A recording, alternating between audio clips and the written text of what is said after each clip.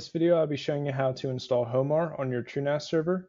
Homarr is an application that lets you create dashboards that give you a nice viewable layout of everything that's going on within your server. So within your server, we're first going to create two new datasets. We will name the parent dataset Homarr. And then within Homarr, we will create another dataset and call it Homarr Data.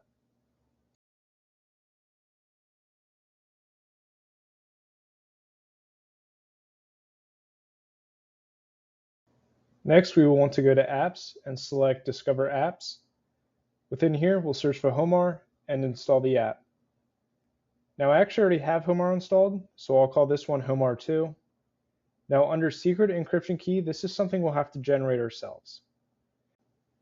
In order to generate your encryption key, we'll first go to System and then click Shell. Within your server shell, we'll type the following OpenSSL command and hit Enter.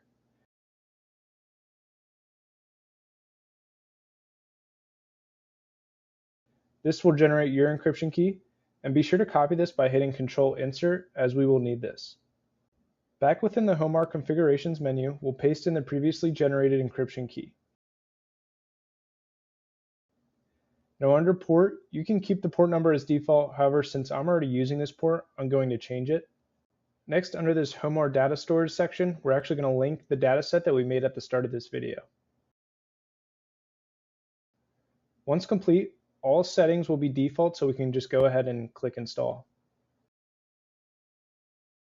Now, if you happen to see that your Homarr is stuck in this deploy phase for an extended period of time, don't worry about this. It's kind of a known bug. So one way to troubleshoot this is to click Edit and then ensure that all items are checked under the User Access mode. Next, we'll select the ACL and select Open. And then we'll click these two check marks and push the configs down to the sub-datasets.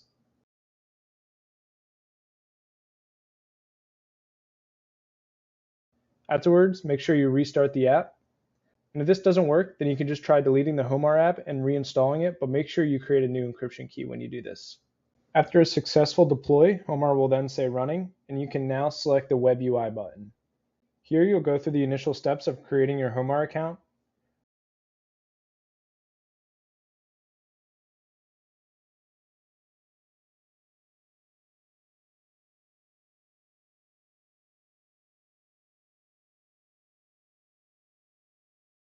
Now I will keep these settings as default, but feel free to change them for your liking.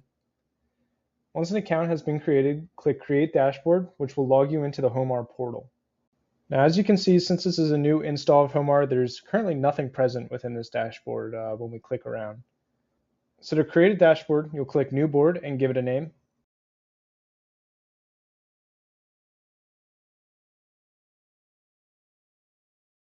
Now that the board is created, we'll click the pencil icon to unlock edits.